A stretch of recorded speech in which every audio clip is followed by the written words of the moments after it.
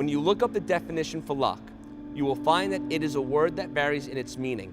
Its context varies based on philosophical, religious, mystical, or emotional beliefs. Luck is a purposeless, unpredictable, and an uncontrollable force that can shape events favorably or unfavorably. In my case, I experienced the favorable and the unfavorable.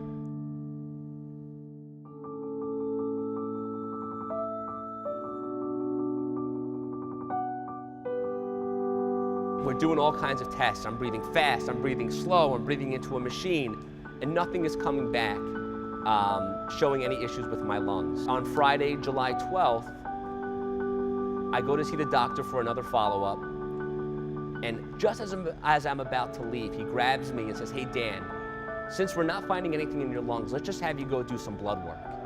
I'll never forget the next day, on Saturday, July 13th, I get a phone call from my doctor early in the morning, and he leaves me a voicemail.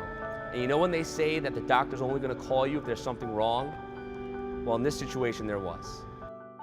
Danny, this is Dr. Weinberg calling. I'm calling this morning because I received a call this morning from the lab about your blood results, which we have to discuss. Give us a call back in the office.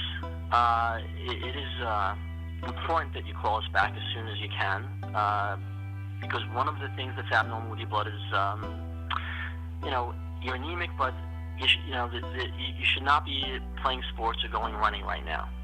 You have to talk to me. After hearing that voicemail, my girlfriend and I hustle to the hospital that my doctor tells me to go to, which is Lenox Hill Hospital. We get into a room, they do some more tests, take more blood work, and doctors come back and tell me something I thought I'd never hear. And they tell me that I have cancer. And my response was, I wanted to know if I had a chance. Was there a chance that I was gonna have to beat this thing? Was it beatable? Was it treatable? And was it most importantly curable? That's all I wanted to know.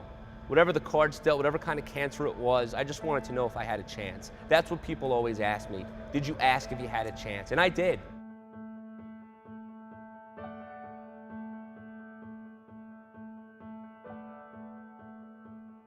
The first big phase of my treatment was at Lenox Hill Hospital, where I received the first round, as you would say, of chemotherapy.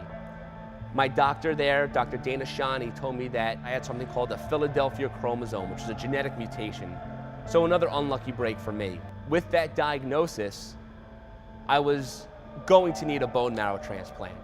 So while I'm at Lenox Hill, the search for a bone marrow donor has begun. They test your siblings to see if any of your siblings would be a match for you to get the transplant. I had one brother, and my chances were 25% of him being a match. Well, that's all we needed, because my only brother, my one sibling, Jason, would end up being my donor. And with the unlucky, in that instance, came a little strike of luck. After being treated for about a month in Lenox Hill Hospital, I was then treated as an outpatient, getting chemotherapy for the next couple of months. Once that was done, the next step was for me to be admitted to Memorial Sloan-Kettering Cancer Center, where I was under the care of Dr. Esperanza Papadopoulos. This is where I would receive my bone marrow transplant. And the process leading up to that transplant was very tough. The full body radiation, chemotherapy, it was a long journey. But in the end, when I received the bone marrow transplant, they say it's almost like getting a second chance. It's almost like being reborn. And for me, it was a very special moment. I'm very lucky with my circumstances. A year later, I look back, and on Thanksgiving of this past year, we celebrated a year that I received my bone marrow transplant. And just to be around friends and family, I'm so lucky to be able to celebrate such a milestone in my life was very important to me. Sitting in the hospital, I had so much time to think and reflect, and I knew if I made it out of here, I wanted to give back.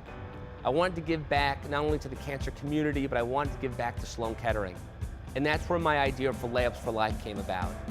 I knew that I wanted to partner up with Sloan-Kettering Cancer Center and find a way to give back and show my appreciation and gratitude for everything that they did for me. I came here to Roxbury High School, my alma mater, and I was so grateful to them in opening their doors and being a part of this event. So please come join us on Sunday, April 19th. Layups for Life will be the first annual 3-on-3 basketball tournament that we will hold here at Roxbury High School to benefit Memorial Sloan-Kettering Cancer Center. Make sure to check us out on Facebook, Twitter, Instagram. Sign up your team, register. It's going to be a great day filled with contests, prizes, a raffle, and I look forward to seeing everyone coming out to join a great cause.